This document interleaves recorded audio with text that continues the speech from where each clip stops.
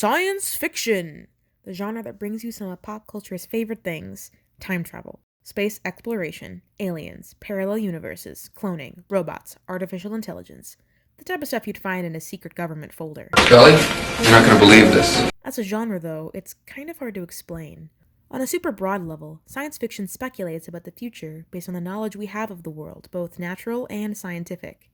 It has a tendency to bleed out into horror, supernatural, superhero, and fantasy genres. Science fiction deals with such a wide range of concepts and themes with no clear limits that defining it precisely is kind of a famous debate. Quote author Damon Knight, "Science fiction is what we point to when we say it." Very helpful. For the topic of this presentation, we're going to focus more on what some academics call hard science fiction, which focuses on the science part of the name in particular. It explores potential consequences of technological innovations with special concern to scientific probability and accuracy. But there's a difference between watching sci-fi and reading a science textbook, and that's the emphasis on humanity. No matter what type of science fiction you're dealing with, be it hard science fiction or soft, I guess, sci-fi tends to focus on the human reactions to science and technology and how the two can impact and interweave with each other. How this is handled or framed depends on the decade, and how each decade views the future. Before the age of television, science fiction was a popular form of literature capitalizing on people's fear of scientific progress, like Frankenstein and War of the Worlds. Technology became a staple of science fiction once technology was a bigger thing. Who knew? All well and good, but let's jumpstart this timeline to the age of television adaptations, which was kind of a thing in the 40s, but really kicked off in the 50s.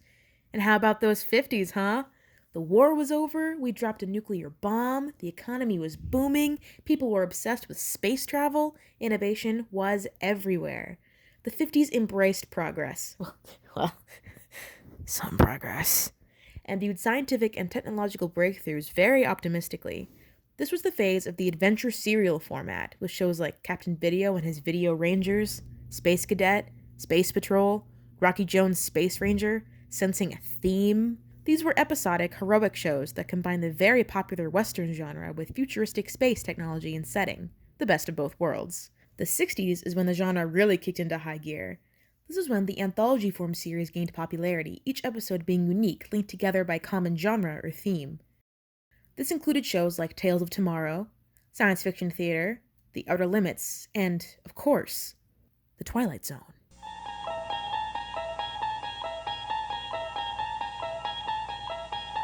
You unlock this door with the key of imagination. Beyond it is another dimension. A dimension of sound. A dimension of sight. A dimension of mind. You're moving into a land of both shadow and substance, of things and ideas. You've just crossed over into the Twilight Zone. One of the most iconic products of the genre, The Twilight Zone mixed imaginative sci-fi with horror and supernatural elements, telling a completely new, compelling story each episode, linked together only by genre, tone, and Rod Serling's beautiful narration. Twilight Zone's boundary-breaking story and freeing format became an influential foundation for science fiction moving forward. Aside from your anthology series, the adventure serials were still alive and kicking. A notable example was The Wild Wild West, a show that took the futuristic sci-fi western genre quite literally, kind of a grandparent to modern-day steampunk, and it was a huge hit among audiences. These shows used sci-fi elements and concepts, but mainly focused on action and adventure, keeping the aesthetics but the hard science in the background. But there was another type of brewing genre that critics called the space opera, which combined elements of the previously stated anthology and adventure serials.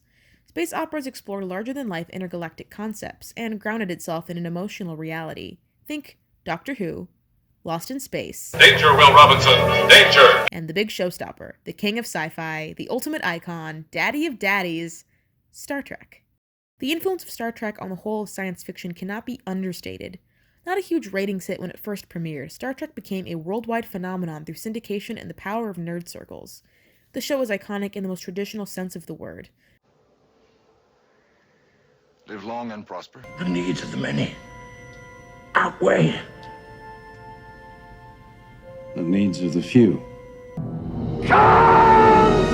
Even the entire intro leads like one iconic quote.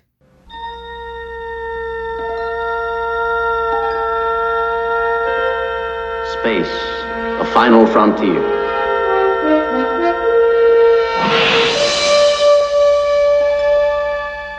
These are the voyages of the starship Enterprise.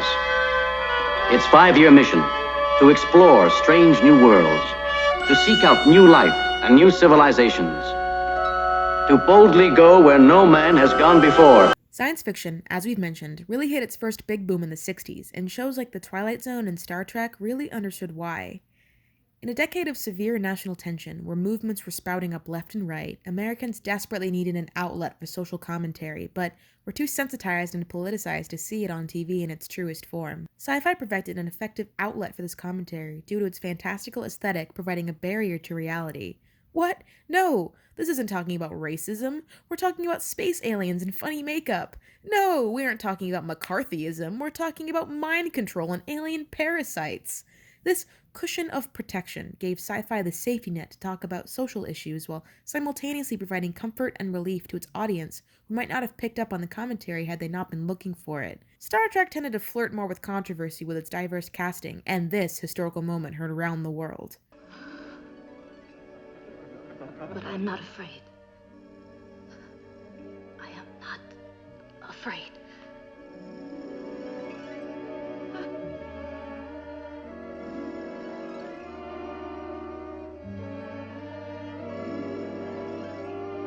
Using science fiction as a vehicle to explore the flaws of humanity and various social movements took advantage of what previous science fiction authors had built upon and launched it into the modern world.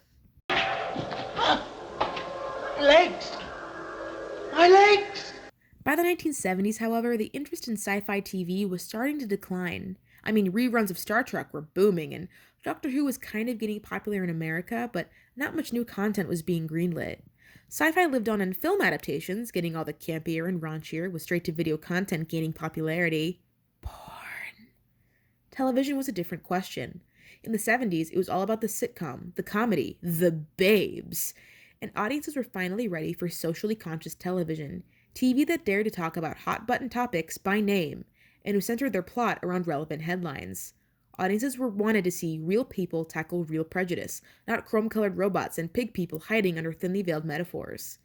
It would have to take a huge pop culture phenomenon to get mainstream audiences interested in sci-fi again. That